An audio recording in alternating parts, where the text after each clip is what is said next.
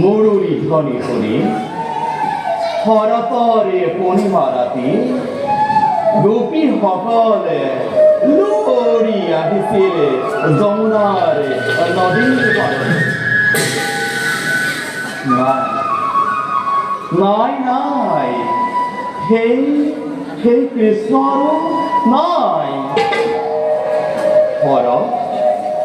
হরত আজি আহিছে যমুনা যমুনা আমাকে বইছে, কিন্তু কথা মই তো মুখন বাকি নই সেই যমুনার নদী পরবই যাব করা নাই। আমি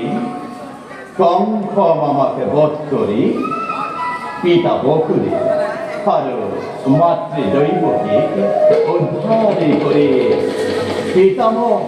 উগ্র ফেরক সিংহাসন অর্পণ করল। আর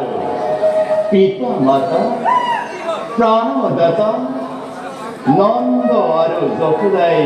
হিয়া ধুনি কান্দি কান্দি আতুর দুঃখী। তার পাছত আমি হয়ে পড়িল দ্বারকারে অধিপতি।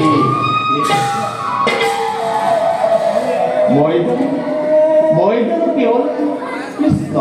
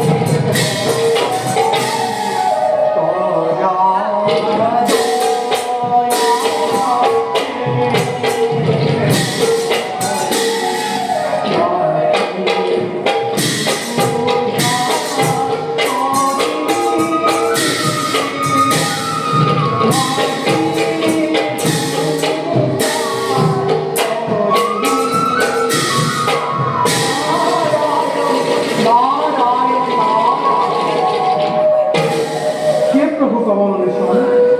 নিষ্ঠি নারদর প্রভু প্রণিপাত করিব গ্রহণ উঠা দেবরী নারায়ণ নারায়ণ নারায়ণ হে প্রভু কেউ দেখো আদি তোমার চিন্তিত বদন দেবরী প্রভু মই ভাবিছো শ্রীজগতের প্রতি হয়ে আছে তুমি ভাবিছা প্রভু ভাবিছো সংসাৰৰ লীলাৰো সামৰো নারায়ণ নারায়ণ প্রভু হঠাৎ এই প্রশ্নের উদয় হল কি আপনার নাই সংসাৰৰ লীলা হৰণ কৰিবলৈ আহি সংসাৰৰ ভাৰ বহন কৰিবলৈ জীৱন মুক্তি সাধন কৰোঁ বুলি আহি দিনে দিনে মই নিজেই বন্ধনৰ মাজলৈ সোমাই যাব লগা প্রভু যাওঁ বুলিতো যাব পৰা হ'লে সকলো গুচি গ'লহেঁতেন কৰ্তব্য সাধন হোৱাৰ পাছত থকাটোনো কিবা প্ৰয়োজন আছে নারায়ণ কি হ'ল দেৱৰী প্রভু আপনার যে আজি যাবই বল দেৱৰী প্রভু উপহাস নকৰিবা মই জানো